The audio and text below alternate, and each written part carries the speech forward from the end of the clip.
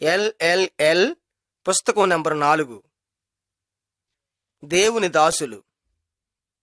ప్రియులారా, ఎవరైతే దేవునికి లోబడి ఉండి సేవ చేస్తారో దేవుడు వారిని ప్రేమిస్తాడు.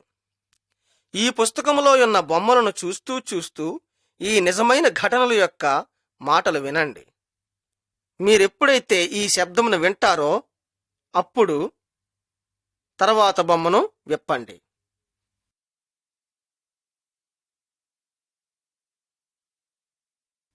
ఒకటవ నెంబర్ పటము. మహాకరువులో నుండి ఒక కుటుంబం పారిపోవుట. రూతు 1వ అధ్యాయము 1 నుండి 5 వచనాలు. దేవుడు సకల మనుషులను సృష్టించాడు. అయితే వారు ఆయనకు అవిధేయులయ్యారు, అనగా లోబడలేదు.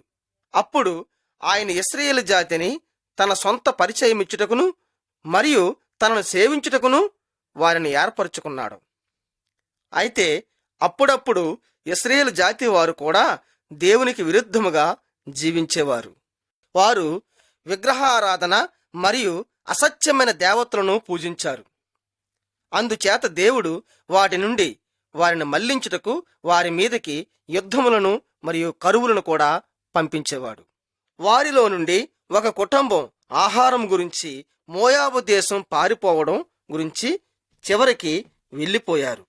అక్కడికి వెళ్ళి వారు 10 సంవత్సరములు జీవించారు. కుటుంబం యొక్క తండ్రి లేక యజమానుడు చనిపోయాడు మరియు 2 కుమారులను మోయాబు దేశం యొక్క 2 అమ్మాయిలను పెళ్లి చేసుకున్నారు. ఆ తరువాత కొన్నాళ్లకు ఆ కుమారులిద్దరును చనిపోయారు. ఆ ఇతర దేశములో అనగా విదేశములో అత్తా కోడళ్ళు మాత్రమే ఉండిపోయారు.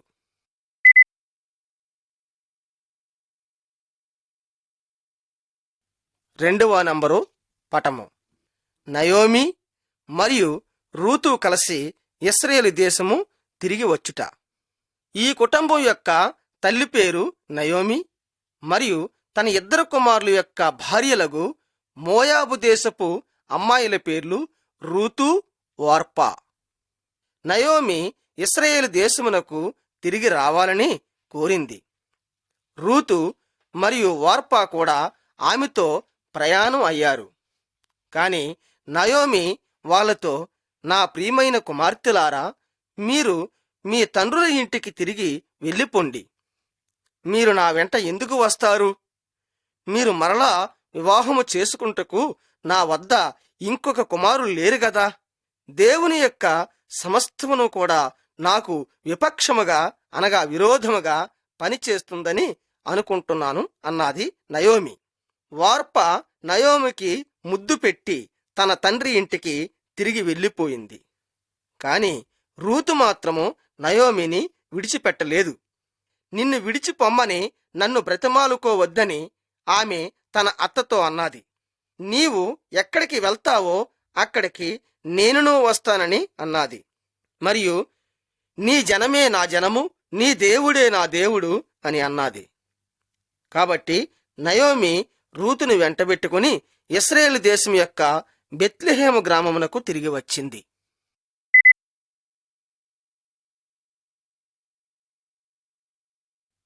మూడవ నెంబర్ బొమ్మ. పంట భూమిలో రూతు. నయోమి, రూతు కూడా మిక్కిలి పేదవారు. రూతు నయోమితో, నాకు పంట చేలలోని నేకు ఏరుకొచ్చే అనుమతిని ఇయ్యమని కోరింది. రూతు తన అత్త అనుమతిని పొంది కోత కోయుచున్న ఒకరి భూమిలోకి వెళ్ళింది. ఆ భూమి యొక్క యజమానుని పేరు బోయజు. అతడు ఈ పైదేశపు అమ్మాయి ఎవరని తన పనివారిని తన గురించి అడిగినాడు.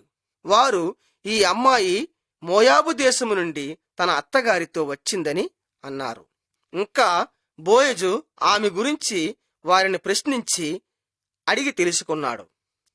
ఆమె తన అత్తగారి పట్ల ఎంత నమ్మకమైనదన్న సంగతిని గురించి తెలుసుకున్నాడు.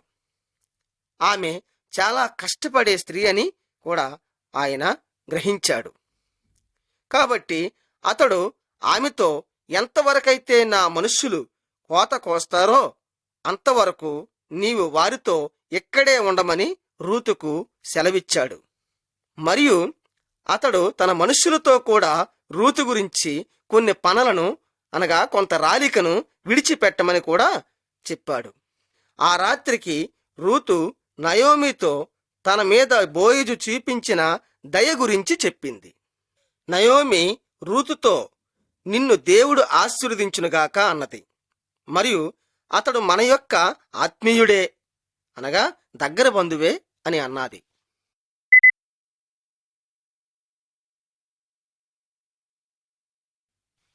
4వ నంబర్ బొమ్మ.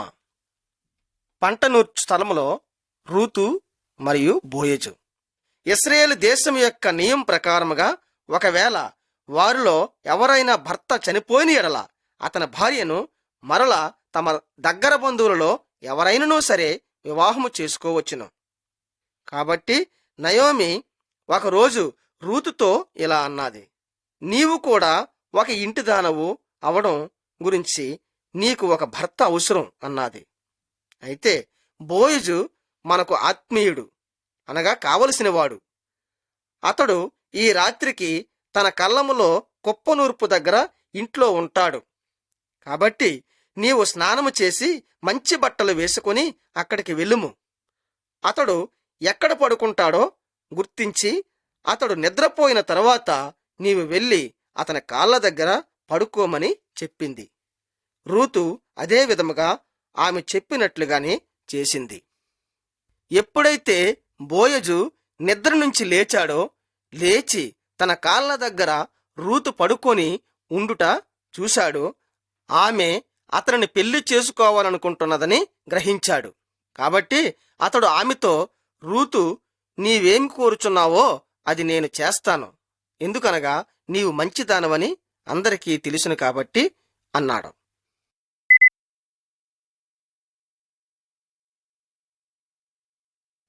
5వ నంబరు బొమ్మ. బోయజును మరియు బెత్లెహేము యొక్క ప్రాచీనులను లేక పెద్దలను. బోయజు బెత్లెహేము యొక్క పురద్వారమునద్ద లేక గవిని యొద్ద 10 మంది పెద్దలను పిలిపించాడు. ఇంకొక దగ్గర బంధువు అనగా ఆత్మీయుడు రూతును పెళ్లి చేసుకోగలడు, కాని వారందరూ బోయజునే ఈ పెళ్లి చేసుకుంటాడు అని అన్నారు. అందుకు ప్రమాణపూర్వకముగా లేక చిహ్నముగా వారి ధర్మం ప్రకారముగా బోయజు తన దగ్గర బంధువునకు తన చెప్పు తీసి చేతికిచ్చాడు. ఈ విధముగా ఉండేది ఆనాడు ఇశ్రాయేలులో రీతి రివాజీ. ఆ తర్వాత బోయజు రూతును పెళ్లి చేసుకున్నాడు. వారికొక కుమారుడు పుట్టాడు. అతని పేరు ఓబేదు. స్త్రీలు నయోమిని దేవుడు ధన్యుడని అన్నారు. నిన్ను చూడ్డానికి దేవుడు నీకొక మనవణ్ణి ఇచ్చాడన్నారు. నీ కోడలు నిన్ను ప్రేమిస్తుంది. 7 కుమారుల కంటే నీ దగ్గర ఆమె మంచిదన్నారు. ప్రియులారా, ఎప్పుడైతే రూతు దేవుణ్ణి మరియు తన మనుష్యుల్ని ప్రేమించి వారిని సేవించిందో ఆమె చాలా ఆనందం పొందింది. మరియు ఈ ఓబేదు ఇశ్రాయేలు యొక్క మహారాజైన దావీదు రాజు యొక్క తాత ఉండేవాడు.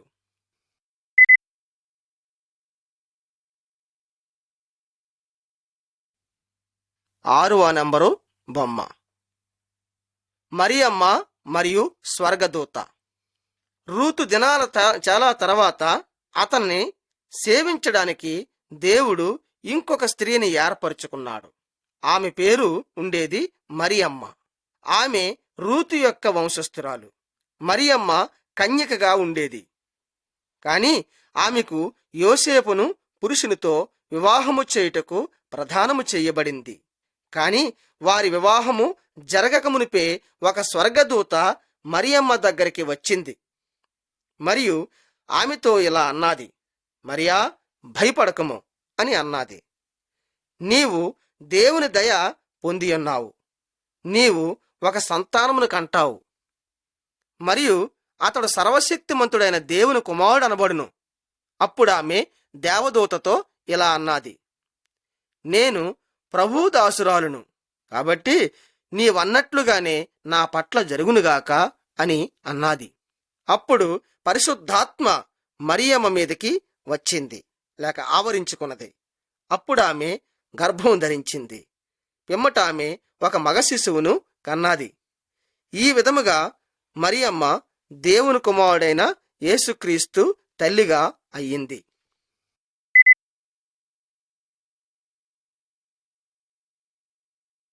7వ నంబరు బొమ్మ. హన్నా దేవుని దగ్గర ప్రార్థించుట. ఇశ్రాయేలు దేశంలోని అనేక దినాల క్రిందట హన్నా అను పేరు గల ఒక స్త్రీ ఉండేది. ఆమె భర్త ఆమెను చాలా ప్రేమించేవాడు. కాని ఆమెకు సంతానం కలగలేదని చెప్పి అతడు చాలా బాధపడేవాడు. ప్రతి సంవత్సరం కూడా షిలోహు అనే స్థలానికి, దేవుని గృహానికి వారు వెళ్ళేవారు. అంతేగాక వారు దేవునికి అనేక రకాలైన కానుకలు, నైవేద్యములు, బలులు తీసుకు వెళ్ళేవారు. హన్నా ఒకసారి దేవుని మందిరానికి వెళ్ళి ప్రార్థన చేసింది. ఓ దేవా, నీవు నాకు ఒక మగ సంతానమును దయచేసినట్లయితే ఆ బిడ్డని నేను జీవితం అంతా నీ సేవ గురించే సమర్పించుకుంటానని అన్నది. ఈ ప్రార్థన చేసేటప్పుడు ఆమె పెదవులు మాత్రమే కదులుచున్నాయి గాని ఎటువంటి శబ్దం మాత్రం చేయలేదు. అప్పుడు దేవుని గృహంలోని సేవ చేస్తున్న ప్రధాన యాజకుడైన ఏలీ ఆమెను చూశాడు. మరియు అతడు ఆమెను మత్తుగా త్రాగి వచ్చిందని అనుకున్నాడు. కాని దేవుడు ఆమె ప్రార్థనను ఆలకించాడు. మరియు కొన్ని దినాల తర్వాత ఆమెకు ఒక మగ సంతానమును కూడా దేవుడిచ్చాడు. అతనికి సాముయేలును పేరు పెట్టారు.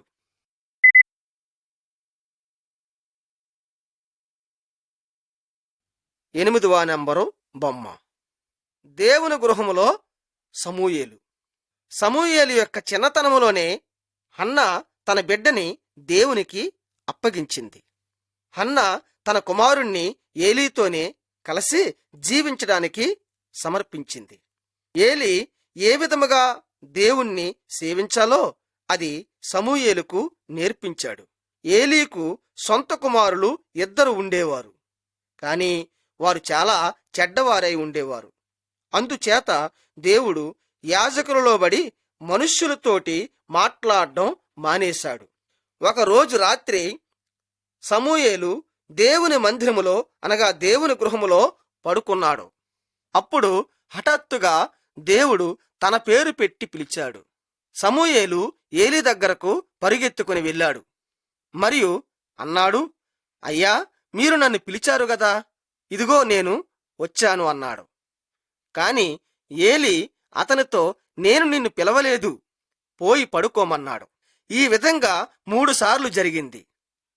అప్పుడు ఏలీ అర్థం చేసుకున్నాడు, తప్పకుండా దేవుడే సమూయేలును పిలుస్తున్నాడని. అందుచేత ఏలీ సమూయేలుకు ఉపదేశం ఇచ్చాడేమనగా, ఈసారి మళ్ళీగాని పిలిస్తే పలకమన్నాడు. మరియు ఇదిగో నీ దాసుడు ఆలకించుచున్నాడు, సెలవిమ్మని చెప్పమన్నాడు.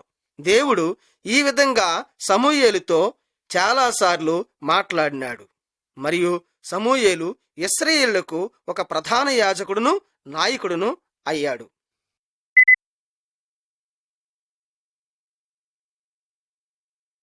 9వ నంబరు బొమ్మ.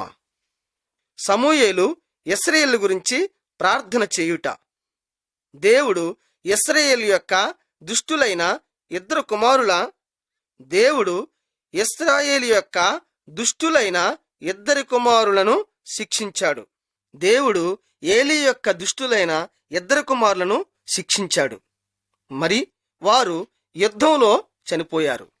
మరియు ఇశ్రాయేలీలు ఫిలిస్తీయుల దగ్గర ఓడిపోయారు. 20 సంవత్సరములకు పైన ఫిలిస్తీయులు ఇశ్రాయేలీల మీద రాజత్వం చేశారు. అప్పుడు సమూయేలు ప్రజలతో అన్నాడు గదా, ఒకవేళ మీరు అన్యదేవతలను విడిచిపెట్టి ఇశ్రాయేలీయుల యొక్క దేవుని దగ్గర మిమ్మల్ని మీరు సమర్పించుకున్నట్లయితే, మరియు మీరు కేవలం ఆయననే సేవించినట్లయితే, అలాగైతే ఆయన మిమ్మల్ని ఫిలిస్తీయుల బారి నుండి, ఆయన చేతిలో నుండి విడిపిస్తాడు. ఇశ్రాయేలీలు అతని మాట విన్నారు. వారందరూ ఒక దగ్గర కూడుకున్నారు. అప్పుడు సమూయేలు వారిని దేవునికి సమర్పించి ప్రార్థన చేశాడు. ఫిలిస్తీయులు కూడా ఒక్క చోట కూడుకొని ఇశ్రాయేలీయుల మీద ఆక్రమణ చేశారు. కాని దేవుడు వారి మీద గొప్ప వడగళ్ల వర్షం కురిపించి, ఉరుములు మెరుపులతో కూడిన వర్షమును కురిపించి వారిని మొత్తగా ఫిలిష్తీయులు భయము చేత పారిపోయారు. పిమ్మట ఇశ్రాయేలీయులు వారిని హతము చేసి ఓడించారు.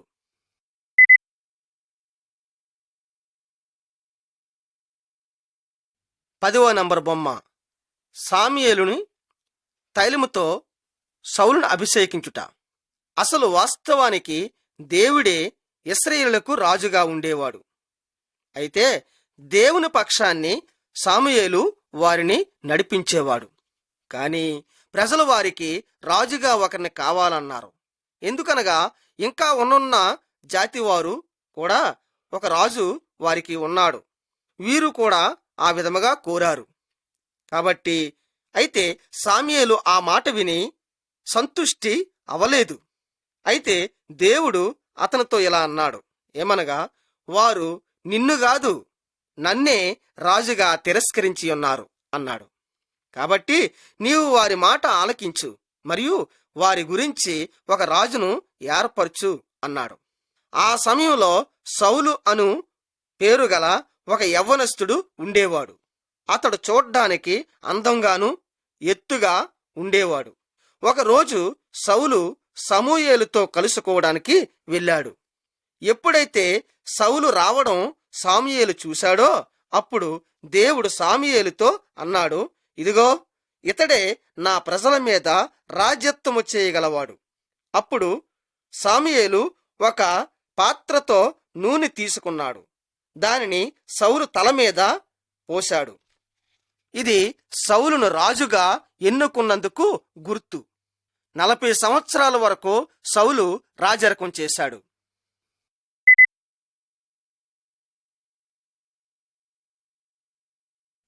11వ నంబరు బొమ్మ. సౌలు సాముయేలు యొక్క వస్త్రమును చింపివేయుట. అమాలేకులు చాలా దుష్టులైన ప్రజలు, మరియు వారు ఇశ్రాయేలుకు చాలా విధముగా కీడు చేశారు. అందుగురించి సాముయేలు సౌలు రాజుతో ఇలా అన్నాడు, నీవు దేవుని మాట వినుము, మరియు సమస్త అమాలేకులను హతము చేసి వారి యొక్క సమస్త వస్తువులను పాడు చేయవలను అన్నాడు. దేవుడు అమాలేకులను ఓడించుటకు సమస్త నడిపింపును ఇచ్చి వారికి సహాయం చేశాడు. కానీ వారు దేవునికి బలి అర్పించడానికి అమాలేకుల యొక్క పశువులను ఉంచి ఉన్నారు. మరియు అమాలేకులు రాజును కూడా చంపలేదు. అప్పుడు సమూయేలు సౌలుతో ఇలా అన్నాడు గదా, నీవు దేవుని చిత్తమును లేక ఆయన ఆదేశమును నెరవేర్చలేదు గనుక దేవుడు కూడా నిన్ను రాజుగా ఉంచుటకు విసర్జించి ఉన్నాడు, లేక నిన్ను విడిచిపెట్టి ఉన్నాడని అన్నాడు. ఈ మాట చెప్పి సౌలు వెనకకు తిరిగి వెళ్ళిపోవాలని అనుకున్నాడు.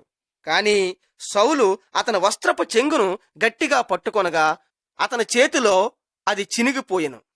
అందుగురించి సమూయేలు అన్నాడు, దేవుడు నీ చేతిలో నుండి నీ రాజ్యము కూడా తీసుకొని దానిని ఉత్తముడైన నీ పొరుగువాని చేతికి అప్పగించినని చెప్పాడు. సహోదరులారా, సౌలు దేవుని దగ్గరికి బలులు తెచ్చినాడు, కాని అతడు దేవునికి అవిధేయుడు అయ్యాడు, అనగా విధేయుడు కాలేదు.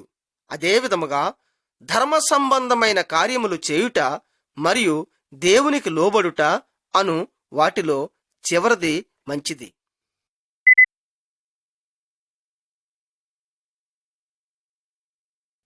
12వ నంబరు పటము. దేవుని గృహములో యేసు. సాముయేలు యొక్క మరణము అనేక దినముల తర్వాత యొక్క కథ ఇది. అప్పుడు ఇశ్రాయేలు దేశములోని యేసు చాలా చిన్నవాడుగా ఉండేవాడు. మరియమ్మ అతనికి తల్లియు, దేవుడే అతని తండ్రి అయి ఉండేవారు. అప్పుడు యేసుకు 12 సంవత్సరాల వయసు ఉండేది. ఆ వయసులో ఉన్నప్పుడు యేసు తన తల్లి అయిన మరియమ్మతోనూ యోసేపుతోనూ కలిసి యెరూషలేమునకు వెళ్ళాడు. జనసమూహములో యేసు తప్పుడుపోయాడు. పిమ్మట తన తల్లి అయిన మరియమ్మ, యోసేపు ఆయనను వెదుకుచున్నారు. పిమ్మట 3 దినముల తరువాత వారు అతని దేవుని గృహములో చూశారు. ఆ సమయంలో అతడు యూదుల మధ్య మతనాయకులతో దేవుని గురించి మాటలాడుచున్నాడు. మరియమ్మ అతనితో ఇలా అన్నది, ఏమనగా, మేము నిన్ను వెదుకుచు చాలా దుఃఖిస్తున్నాము గదా అన్నది. అయితే యేసు తన తల్లితో, మీరేల నన్ను వెదుకుచున్నారు? నా తండ్రి ఇంటిలో నేను ఉండాలని మీకు తెలియదా? యేసు సామ్యేలు వలె చిన్నవాడిగా లేక బాలుడిగా ఉన్నప్పుడే అతడు దేవుణ్ణి సేవించడానికి వచ్చాడు. యేసు ప్రపంచము యొక్క సమస్త మనుష్యులను కూడా దేవుని యొద్దకు తిరిగి తీసుకువెళ్ళడానికి ఆయన వచ్చాడు. ఎందుకనగా దేవుడే మనకందరికీ నిజమైన రాజును మరియు మనలందరినీ నడిపించువాడై ఉన్నాడు.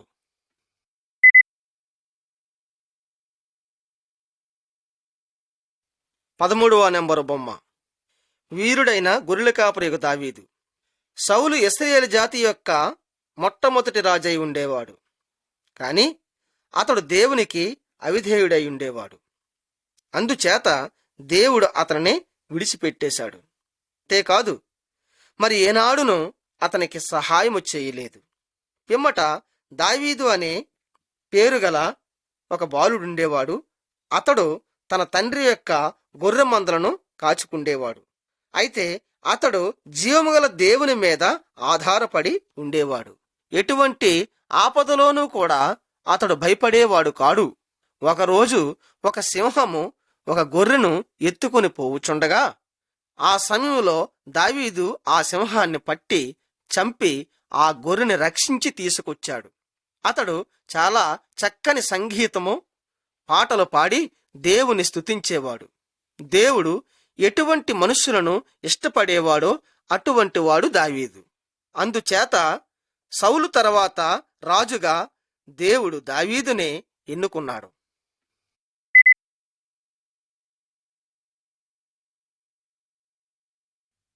14వ నెంబరు బొమ్మ.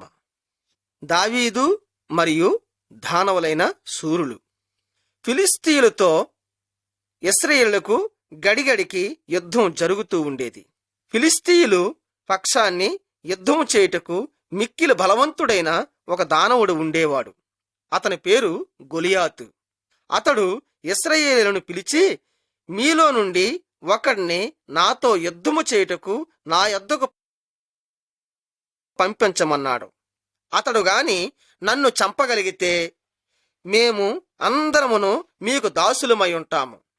మరి ఒకవేళ నేను గాని అతనిని చంపినట్లయితే మీరందరూ మా దగ్గర దాసులై ఉండవలనని అన్నాడు. ఇశ్రాయేలులందరూ గొలియాతును చూసి భయపడేవారు.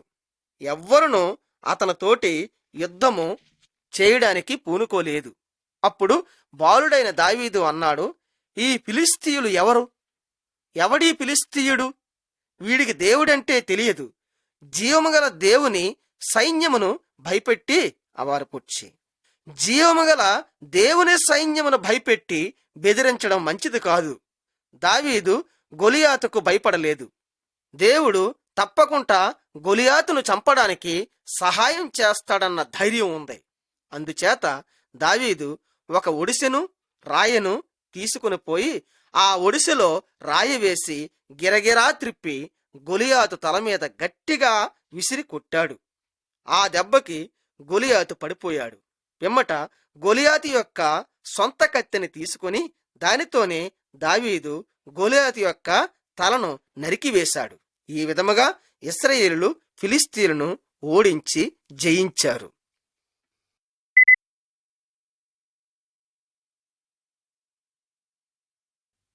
15వ నెంబరు పటము. దావీదును చంపడం గురించి లేక హత్య చేయుటకు రాజు ప్రయత్నించుట. దావీదు ఇశ్రాయేలును రక్షించాడు. సౌలు రాజు మొదట్లో ఆనందించాడు. ఇశ్రాయేలీయులు దావీదును ప్రేమించేవారు. దావీదు ఒక వీరుడైన సైనికుడుగాను నాయకుడుగాను దృష్టింపబడ్డాడు. అప్పటి నుండి రాజైన సౌలు దావీదు మీద అసూయపడ్డం మొదలుపెట్టాడు. పిమ్మట సౌలు దావీదును హత్య చేయుటకు లేక చంపివేయుటకు తలపెట్టాడు. ఒక దినం దావీదు తన సితారా చక్కగా వాయించి రాజైన సౌలును ఒక దినం దావీదు తన సితారాను చక్కగా వాయించి రాజైన సౌలుకు వినిపించుచున్నాడు. అప్పుడు ఒక దురాత్మ వచ్చి రాజైన సౌలులో ప్రవేశించింది. అప్పుడు సౌలు ఒక ఈటును తీసుకొని బలముగా దావీదు మీదికి విసిరాడు. కాని అది దావీదు యొక్క శరీరమునకు తగలకుంటా ఆ ఈటె గోడకు తగిలింది. ఆ తర్వాత కూడా చాలాసార్లు సౌలు దావీదును చంపాలని ప్రయత్నించాడు. అయితే సౌలు కుమారుడైన యోనాతానును మరియు అనేక మంది ఇశ్రాయేలులను కూడా దావీదుకు సహాయం చేశారు. అయినప్పటికీ కూడా దావీదు సౌలు చేతిలో నుండి తప్పించుకొని బ్రతకడం గురించి అక్కడ నుండి తప్పించుకొని ప్రాంతమునకు పారిపోవలసి వచ్చింది.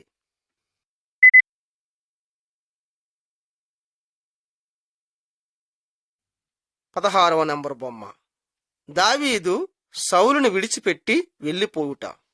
అలా పారిపోయి కొండ ప్రాంతములలో దాగియున్నా సరే దావీదును సౌలును అతని సైన్యమును కూడా పట్టుకొనుటకు వెళ్ళారు. మధ్యరాత్రిలో సౌలును అతని సైన్యమును కూడా మత్తుగా నిద్రపోతున్నారు.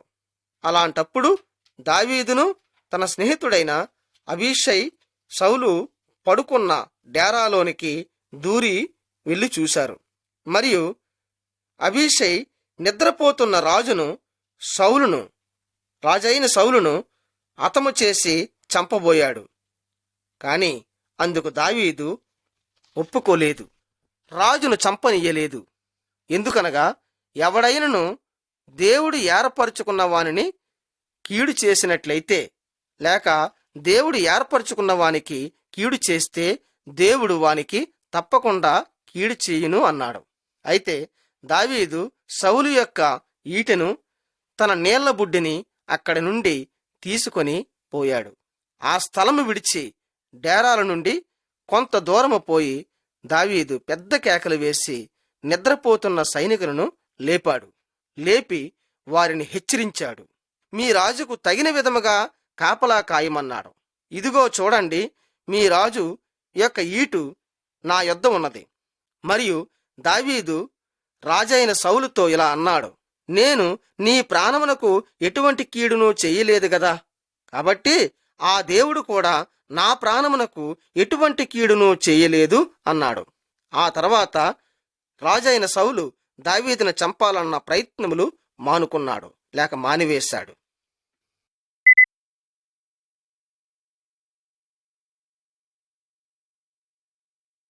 17వ నంబరు బొమ్మ. దావీదు రాజయ్యాడు. ఫిలిస్తీయులు మరలా ఇశ్రాయేలుతో యుద్ధము చేయుటకు వచ్చారు. రాజైన సౌలును అతని కుమారుడైన యోనాతానును కూడా ఆ యుద్ధంలో మరణించారు. పిమ్మట ఇశ్రాయేలులందరూ కలిసి దావీదునే వారికి రాజుగా ఎన్నుకున్నారు. దావీదు యెరూషలేమును నివాస స్థలముగాను రాజనగరముగాను చేసుకున్నాడు. దావీదుతో దేవుడు ఈ విధముగా అన్నాడు, చూడుము, నీవు గొర్రెల దొడ్డిలో ఉండేవాడివి.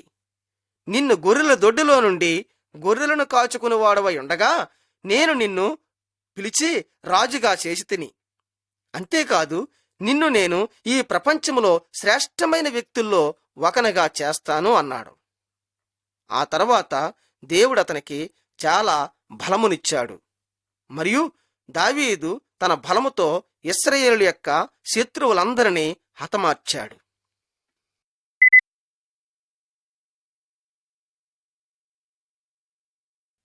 18వ బొమ్మ. దావీదు మరియు బెత్షెబా. ఒకరోజు రాజైన దావీదు తన రాజనగరి యొక్క ప్రాకారము పైన అనగా మిద్దె మీద ఇటూ అటూ తిరుగుచూ ఉండగా ఆ సమయంలో స్నానము చేయుచున్న ఒక అందమైన స్త్రీని అతడు చూశాడు.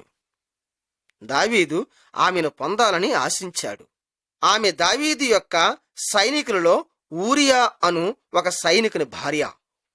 ఊరియా ఆ సమయంలోని ఇశ్రాయేలు యొక్క శత్రువులతో యుద్ధము చేయుటకు అతడు బయటికి పోయాడు. అప్పుడు సైన్యాధిపతి యొద్దకు దావీదు ఒక ఉత్తరం పంపించాడు. ఆ ఉత్తరములో దావీదు రాసిన మాట ఏమనగా, ఈనాడు జరుగుచున్న యుద్ధంలో ఎలాగైనా సరే ఊరియాను చనిపోయేలాగా ఏర్పాటు చేయమన్నాడు. ఆ తర్వాత దావీదు బెత్షెబాను వివాహం లేక పెళ్లి చేసుకున్నాడు. కాని దావీదు చేసిన పనిని బట్టి దేవుడు సంతుష్టి అవలేదు. కాబట్టి బెత్షెబాకు పుట్టిన మొదటి కుమారుడు చనిపోయాడు లేక మరణించాడు. అందుచేత దావీదు చేసిన అన్యాయమును పాపమును బట్టి దేవుని దగ్గర అతడు క్షమాపణ కోరినాడు, తన పాపాన్ని ఒప్పుకున్నాడు.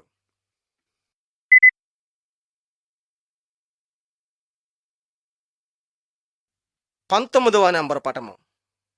దేవుని గురించి ఇల్లు. దావీదు దేవునికి విరోధముగా పాపము చేశాడు.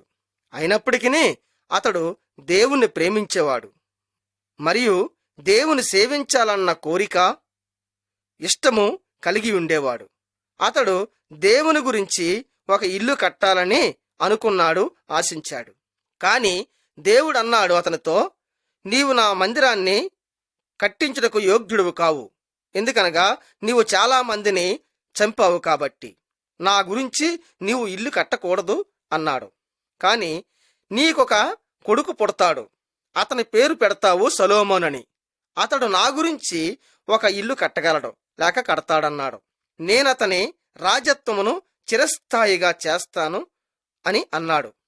పిమ్మట దావీదు తన మరణానికి ముందు దేవుని ఇంటికి అవసరమైన వాటిని చాలా మట్టుకు సిద్ధపరిచిపోయాడు లేక సంపాదించి వెళ్ళిపోయాడు. కాని సొలొమోను మాత్రం ఆ ఇల్లు కట్టించాడు, అనగా నిర్మించాడు. ఆ ఇల్లు చాలా మిక్కిలి అందంగా ఉండేది. ఆ ఇల్లు కట్టించడానికి 7 సంవత్సరములు పట్టింది. అనేక వందల సంవత్సరములు వరకు ఇశ్రాయేలీయులు యెరూషలేములో కట్టబడిన ఆ ఇంట్లోనే దేవుణ్ణి ఆరాధించారు.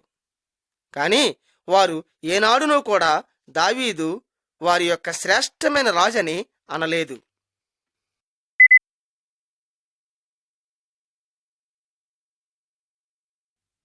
20వ నంబరు పటము. యేసు యెరూషలేమునకు వచ్చుట. దావీదు యొక్క జీవితము తర్వాత దగ్గర 1000 సంవత్సరముల తర్వాత అతని వంశములోనే యేసు జన్మించాడు. ఆయన తల్లి పేరు కన్య మరియమ్మ, ఆయన తండ్రి పేరు సర్వశక్తిగల దేవుడే ఆయనకు తండ్రి.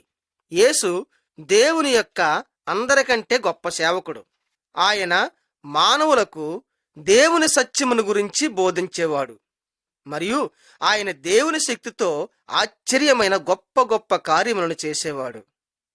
సౌలు, దావీదు మరియు మనము అందరం కూడా దేవునికి విరుద్ధంగా పాపం చేశాం. కానీ దేవుడు మాత్రం ఎప్పుడూ పాపము చేయలేదు. ఒకరోజు ఆయన గాడిద మీద ఎక్కి యెరూషలేమునకు ప్రవేశించాడు. ఆయనను చూసి ప్రజలందరూ కేకలు వేయచు, దావీదు సంతానమునకు జయము కలుగునుగాక, హోసన్నా, ఆయన సర్వశ్రేష్ఠుడు మరియు దేవుని నామం పేరట వచ్చుచున్నవాడు ధన్యుడు అని కేకలు వేశారు. ఎందుకనగా ఈ వచ్చేవాడు దావీదు కంటే గొప్పవాడని వారు గ్రహించారు. అంతేకాదు, ఆయన ఈ ప్రపంచం యొక్క రాజుల అందరికంటే గొప్పవాడు.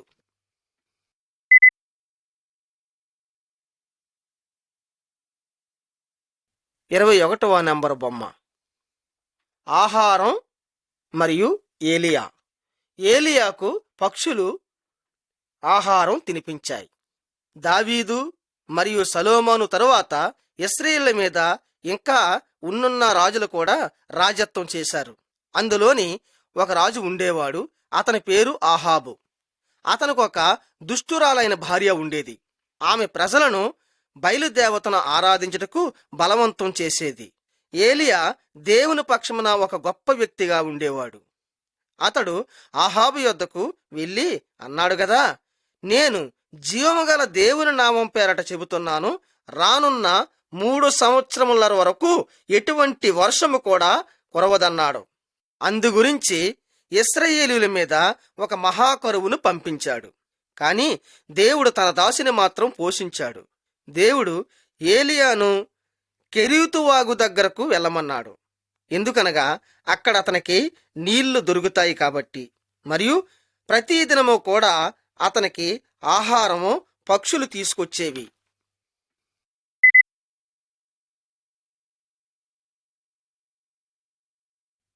22వ నంబరు బొమ్మ. ఏలియా మరియు దేవుని అగ్ని. ఈ మహాకరువు యొక్క 3వ సంవత్సరములోని రాజైన ఆహాబును అతని ప్రజలను కూడా ఏలియా కర్మేలు పర్వతం మీదకి పిలిచి వారితో ఇలా అన్నాడు: యెహోవా నిజమైన దేవుడైతే యెహోవాను అనుసరించండి, లేక ఒకవేళ బయలుగాని దేవుడైతే ఆ బయలుదేవతను అనుసరించండి అని ఏలియా అన్నాడు. ప్రజలు బయలుదేవత పేరు మీద ఒక ఎద్దును కోసి బలి అర్పించారు. ఈసారి మీరు బయలుదేవతను పిలవమని ఏలియా బయలుదేవత యొక్క యాజకులతో చెప్పాడు. మరి నేను నా దేవుణ్ణి పిలుస్తానని అన్నాడు. మరి ఏ దేవుడైతే ఆకాశము నుండి అగ్ని కురిపించి ఈ బలిని దహనం చేసి జవాబునిస్తాడో ఆ దేవుడే నిజమైన దేవుడని అన్నాడు. అందుకు వారందరూ అంగీకరించారు. పిమ్మట వారు బయలుదేవత యొక్క పేరును బట్టి ఆ దినమంతయు బయలుదేవత యొక్కయు యాజకులందరూ కూడా కలిసి పిలిచారు లేక ప్రార్థించారు. మరియు వారు ఆ బలిపీఠము చుట్టూ కేకలు వేయుచు నాట్యము చేశారు.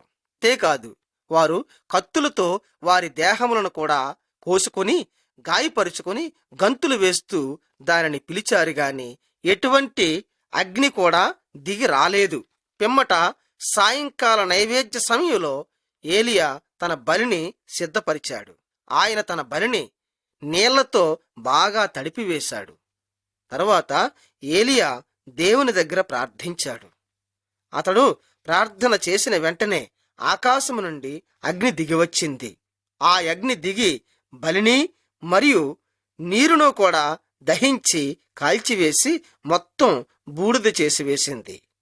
అప్పుడు ప్రజలందరూ అది చూసి యెహోవాయే దేవుడు, ఏలియా యొక్క దేవుడే దేవుడు, నిజమైన దేవుడు అని వారు సాగిలపడి కేకలు వేశారు.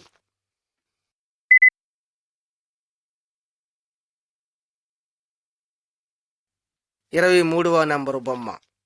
ఏలియా పరమునకు కొనుపోబడుట. ఏలియా ఆ దుష్టులైన బయలుదేవత యొక్క యాజకులందరినీ కూడా చంపివేశాడు.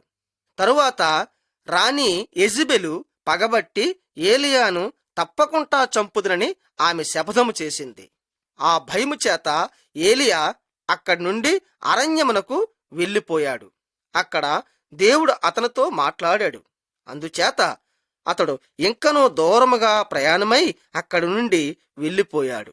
అక్కడ అతడు ప్రజలకు దేవుని గురించి బోధిస్తూ ఆయనను సేవించమని వారికి నేర్పేవాడు. అతనికి సహకారిగా సహాయం చేయుటకు ఏలీషాను శిష్యునిగా ఏర్పరచుకున్నాడు. ఒక దినం వారిద్దరూ కలిసి మార్గమున వెళ్ళుచుండగా ఆ సమయములో ఒక అగ్నిరథము వారిద్దరి మధ్యకి వచ్చింది. దేవుడు ఆ రథములో ఏలియాని గాలి అంతటి వేగముగా పరమునకు తీసుకుని వెళ్ళిపోయాడు. ఆ తర్వాత ఎలీషా ఏలియాను మరి ఇంకా ఎన్నడనో చూడలేకపోయాడు. ఆయన కనిపించలేదు.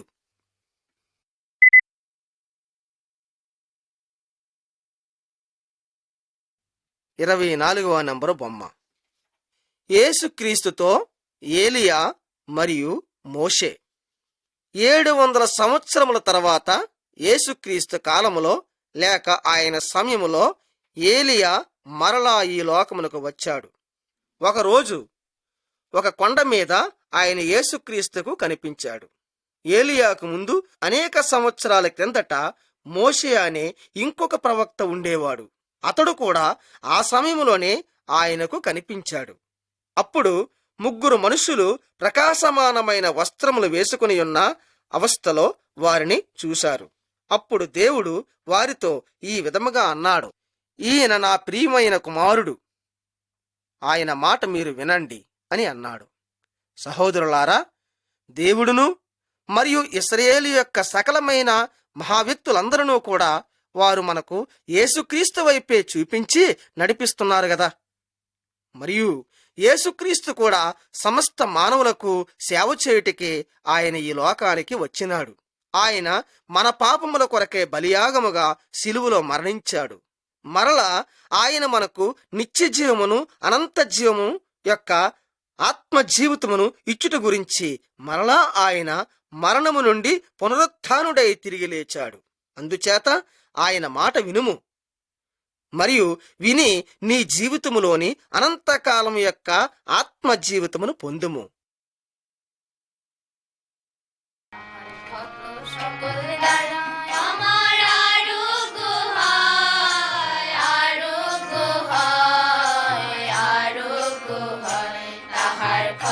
সকল দ্বারা তিনি আমাকে ভালোবাসে, ভালোবেসে জীবন দিলেন। তিনি আমাকে ভালোবাসে, ভালোবেসে জীবন দিলেন। তাহারি রক্তে শুচি হলাম, তাহারি করুণায় জীবন পেলাম। তাহার ক্ষত সকল দ্বারা আমার আরোগ্য হয়, আরোগ্য হয়, আরোগ্য হয়। তাহার ক্ষত সকল দ্বারা যখন আমি পাপী ছিলাম, পাপের আধারে বন্দী ছিলাম। যখন আমি পাপী ছিলাম, পাপের আধারে বন্দী ছিলাম, তখনও তিনি আমার তরে প্রাণ দিলেন ক্রুশ পরে। তাহার ক্ষত সকল